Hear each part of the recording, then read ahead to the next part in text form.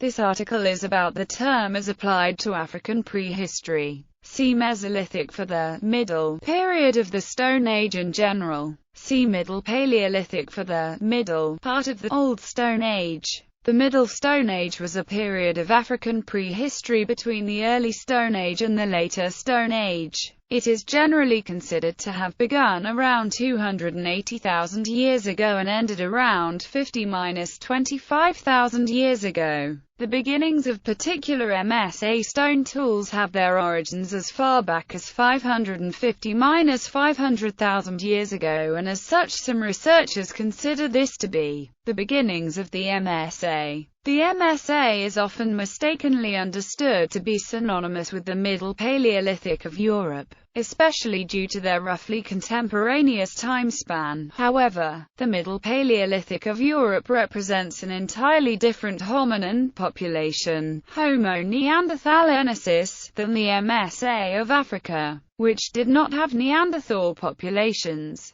Additionally, current archaeological research in Africa has yielded much evidence to suggest that modern human behavior and cognition was beginning to develop much earlier in Africa during the MSA than it was in Europe during the Middle Paleolithic. The MSA is associated with both anatomically modern humans as well as archaic Homo sapiens, sometimes referred to as Homo helmi. Early physical evidence comes from the Gadamotta Formation in Ethiopia, the Kapthuran Formation in Kenya and Kathu Pan in South Africa. Regional development. It is difficult to discuss the MSA of Africa without first considering the immense size of the continent. There are archaeological sites and evidence from across the continent, and, for the sake of ease, it has often been divided into 5 regions. Northern Africa, which is often, though not without controversy, taken into consideration more so with Southwest Asia and Europe than with the rest of Africa. Eastern Africa, stretching roughly from the highlands of Ethiopia to the southern part of Kenya. Central Africa, which is arguably the least explored region, stretching from the borders of Tanzania and Kenya to include Angola. Southern Africa, which includes the numerous cave sites of South Africa and Western Africa. In northern and western Africa, the desiccation and humectation of the modern Sahara Desert has led to very fruitful archaeological sites, followed by completely barren soil, only to once again show evidence of population when the aridity of the region was ameliorated.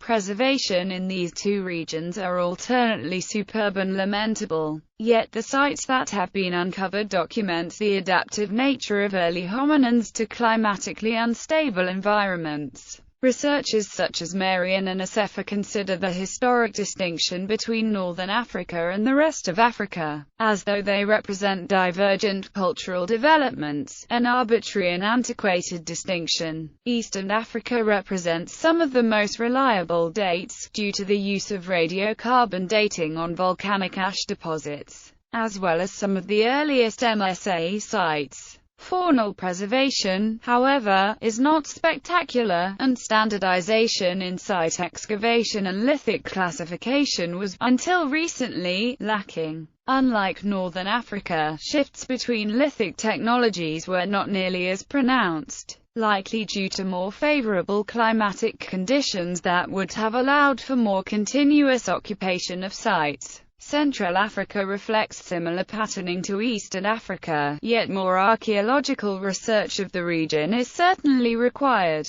Southern Africa consists of many cave sites, most of which show very punctuated starts and stops in stone tool technology. Research in Southern Africa has been continuous and quite standardized, allowing for reliable comparisons between sites in the region. Much of the archaeological evidence for the origins of modern human behavior is traced back to sites in this region, including Blombo's Cave, Howiesen's Port, Still Bay, and Pinnacle Point. Early development. The origins of the MSA are characterized in most regions by the Acheulean to MSA transition. This transition is considered to be a gradual process rather than a singular event wherein hominin technologies advanced rapidly, although the dates for this transition vary widely. The oldest reliably dated MSA site is Gadamotta in Ethiopia at greater than 276,000 years ago.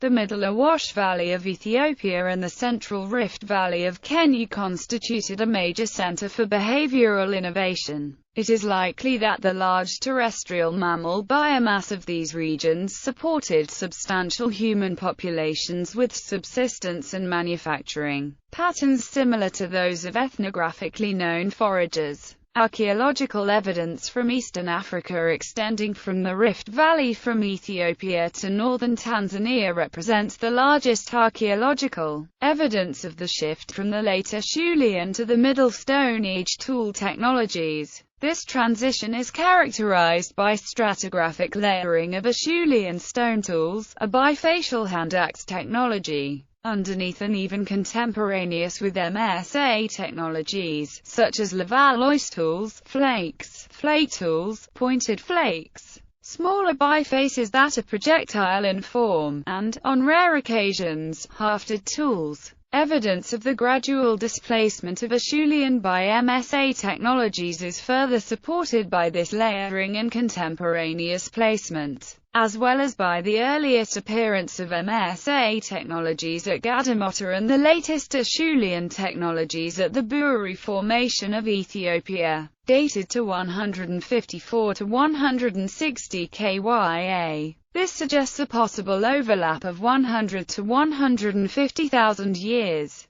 South African cave sites have also contributed to the data regarding this shift with accurate dating due to deposits of volcanic ash, which have allowed these sites to be dated to between 999 and 49,000 years ago. The Cave of Hearths and Montague Cave in South Africa contain evidence of Acheulean technologies, as well as later MSA technologies. However, there is no evidence of crossover in this region. Lithic technology. Early blades have been documented as far back as 550–500,000 years in the Kapthuran Formation in Kenya and Kathu Pan in South Africa. Backed pieces from the Twin Rivers and Kalambo Falls sites in Zambia, dated at some time between 300 and 140,000 years, likewise indicate a suite of new behaviors. A high level of technical competence is also indicated for the C-280 car blades recovered from the Kapthuran Formation, Kenya. The stone tool technology in use during the Middle Stone Age shows a mosaic of techniques.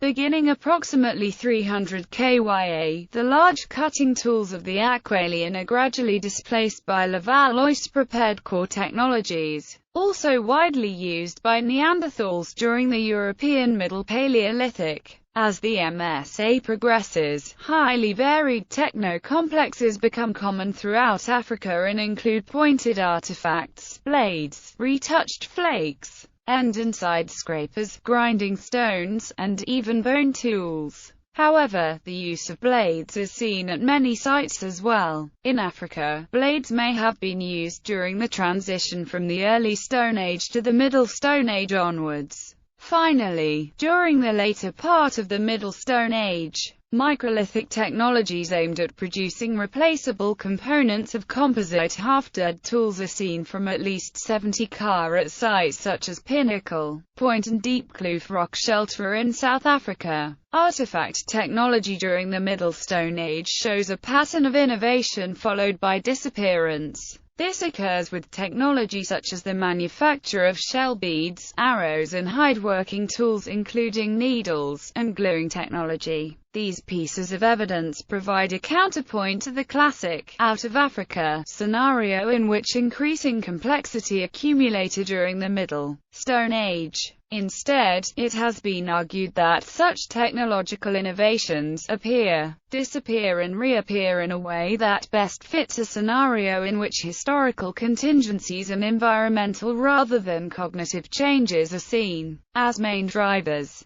Hominin evolution and migration. There have been two migration events out of Africa. The first was the expansion of H. erectus into Eurasia approximately 1.9 to 1.7 million years ago, and the second, by H. sapiens began during the MSA by 80 to 50 car MSA out of Africa to Asia, Australia and Europe, perhaps only in small numbers initially, but by 30 car they had replaced Neanderthals and H. erectus. Each of these migrations represent the increased flexibility of the genus Homo to survive in widely varied climates. Based on the measurement of a large number of human skulls, a recent study supports a central, southern African origin for Homo sapiens, as this region shows the highest intrapopulation diversity in phenotypic measurements. Genetic data supports this conclusion. However, there is genetic evidence to suggest that dispersal out of Africa began in eastern Africa. Sites such as the Omo-Kibish Formation, the Hato member of the Mourre Formation,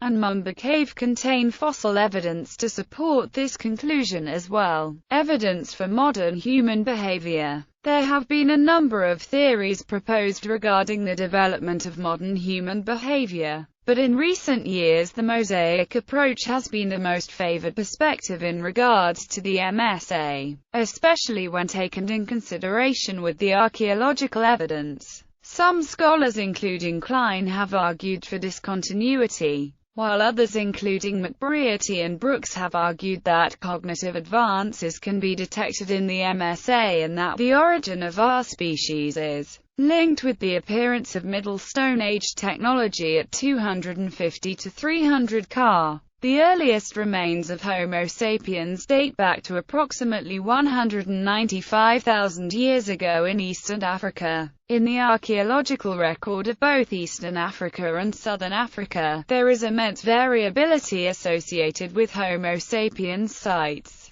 and it is during this time that we see evidence of the origins of modern human behavior. According to McBrearty and Brooks, there are 4 features that are characteristic of modern human behavior: abstract thinking, the ability to plan and strategize, behavioral, economic and technological innovativeness, and symbolic behavior. Many of these aspects of modern human behavior can be broken down into more specific categories, including art, personal adornment, technological advancement, yet these 4 overarching categories allow for a thorough, albeit significantly overlapping, discussion of behavioral modernity. Possible cultural complexes. As early Homo sapiens began to diversify the ecological zones that they inhabited during the MSA, the archaeological record associated with these zones begins to show evidence for regional continuities. These continuities are significant for a number of reasons. The expansion of Homo sapiens into various ecological zones demonstrates an ability to adapt to a variety of environmental contexts, including marine environments, savanna grasslands, relatively arid deserts, and forests. This adaptability is reflected in MSA artifacts found in these zones.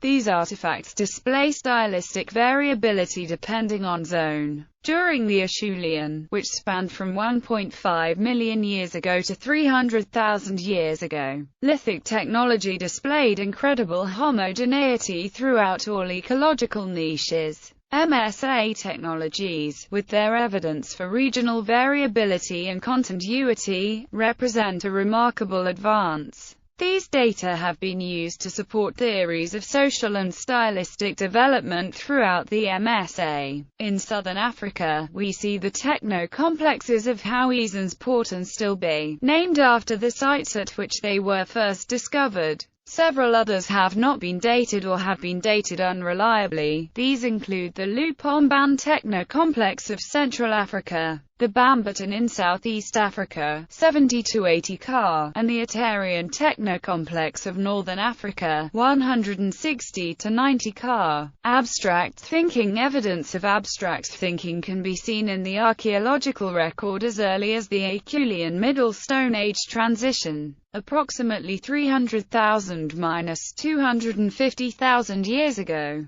This transition involves a shift in stone tool technology from Mode 2, Acheulean tools, to Mode 3 and 4, which include blades and microliths. The manufacture of these tools requires planning and the understanding of how striking a stone will produce different flaking patterns. This requires abstract thought, one of the hallmarks of modern human behavior. The shift from large cutting tools in the Acheulean to smaller and more diversified toolkits in the MSA represents a better cognitive and conceptual understanding of flint knapping, as well as the potential functional effects of distinct tool types. Planning depth. The ability to plan and strategize, much like abstract thinking, can be seen in the more diversified toolkit of the Middle Stone Age, as well as in the subsistence patterns of the period. As MSA hominins began to migrate into a range of different ecological zones, it became necessary to base hunting strategies around seasonally available resources. Awareness of seasonality is evident in the faunal remains found at temporary sites, in less forgiving ecological zones. This awareness would have been essential for survival, and the ability to plan subsistence strategies based on this awareness demonstrates an ability to think beyond the present tense and act upon this knowledge. This planning depth is also seen in the presence of exotic raw materials at a variety of sites throughout the MSA. Procurement of local raw materials would have been a simple task to accomplish, yet MSA sites regularly contain raw materials that were obtained from sources over 100 kilometers away, and sometimes farther than 300 kilometers. Obtaining raw materials from this distance would require an awareness of the resources, a perceived value in the resources, whether it be functional or symbolic, and, possibly, the ability to organize an exchange network in order to obtain the materials. Innovation. The ability to expand into new environments throughout Africa and, ultimately, the world, displays a level of adaptability and, consequently, innovativeness that is often seen as characteristic of behavioral modernity. This, however, is not the only evidence of innovativeness that can be seen in early Homo sapiens. The development of new, regionally relevant tools, such as those used for the collection of marine resources seen at Abda, Ethiopia, Pinnacle Point Cave, South Africa, and Blombos Cave, South Africa. The use of fire demonstrates another innovative aspect of human behavior when it is used in order to create stronger tools, such as the heated silkcrete at Blombos, Howiesen's Port and Still Bay, and the heat-treated bone tools from Still Bay. Hafted tools are further representative of human innovation. The large cutting tools of the Acheulean technocomplex become smaller, as more complex tools are better suited towards the needs of highly diversified environments. Composite tools represent a new level of innovation in their increased efficacy and more complex manufacturing process. The ability to conceptualize beyond the mere reduction of stone cores demonstrates cognitive flexibility, and the use of glue, which was often processed with ochre, to attach flakes to hafts demonstrates an understanding of chemical changes that can be utilized beyond the simple use of color. Adhesives were used to construct hafted tools by 95 Ka at Sibidu Cave in South Africa. Symbolic behavior. Symbolic behavior is, perhaps, one of the most difficult aspects of modern human behavior to distinguish archaeologically. When searching for evidence of symbolic behavior in the MSA, there are three lines of evidence that can be considered. Direct evidence reflecting concrete examples of symbols, indirect evidence reflecting behaviors that would have been used to convey symbolic thought, and technological evidence reflecting the tools and skills that would have been used to produce art. Direct evidence is difficult to find beyond 40 Ka, and indirect evidence is essentially intangible. Thus, technological evidence is the most fruitful of the three. Today there is widespread agreement among archaeologists that the world's first art and symbolic culture dates to the Southern African Middle Stone Age. Some of the most striking artifacts, including engraved pieces of red ochre, were manufactured at Blombos Cave in South Africa. 70 Ka. Pierced and echidnacerious shell beads were also recovered from Blombos, with even earlier examples from the Taforalt caves. Arrows and hide-working tools have been found at Sibidu Cave as evidence of making weapons with compound heat-treated gluing technology. Complex cognition. A series of innovations have been documented by 170–160,000 years ago at the site of Pinnacle Point 13b on the southern Cape Coast of South Africa. This includes the oldest confirmed evidence for the utilization of ochre and marine resources in the form of shellfish exploitation for food, based on his analysis of the MSA bovid assemblage at Clases. Milo reports MSA people were formidable hunters and that their social behavior patterns approached those of modern humans. Deacon maintains that the management of plant food resources through deliberate burning of the veldt to encourage the growth of plants with corms or tubers in the southern Cape during the Howie's port is indicative of modern human behavior. A family basis to foraging groups, color symbolism and the reciprocal exchange of artifacts and the formal organization of living spacer. He suggests further evidence for modernity in the MSA. Ling Wadley al. have argued that the complexity of the skill needed to process the heat-treated compound glue used to haft spears would seem to argue for continuity between modern human cognition and that of humans 70,000 BP at Sibidu Cave. Evidence for language ochre is reported from some early MSA sites, for example at Kapthurin and Twin Rivers, and is common after c. 100 Ka. Barham argues that even if some of this ochre was used in a symbolic, color-related role, then this abstraction could not have worked without language. Ochre, he suggests, could be one proxy for trying to find the emergence of language. Formal bone tools are frequently associated with modern behavior by archaeologists. Sophisticated bone harpoons manufactured at Katanda, West Africa at c. 90 Ka and bone tools from Blombos Cave dated at c. 77 Ka may then also serve as examples of material culture associated with modern language. Language has been suggested to be necessary to maintain exchange networks. Evidence of some form of exchange networks during the Middle Stone Age is presented in Mourre, in which the distance between the source of raw material and location in which a stone artifact was found was compared throughout sites containing early stone artifacts. 5 Middle Stone Age sites contain distances between 140 to 340 kilometers and have been interpreted, when compared with ethnographic data,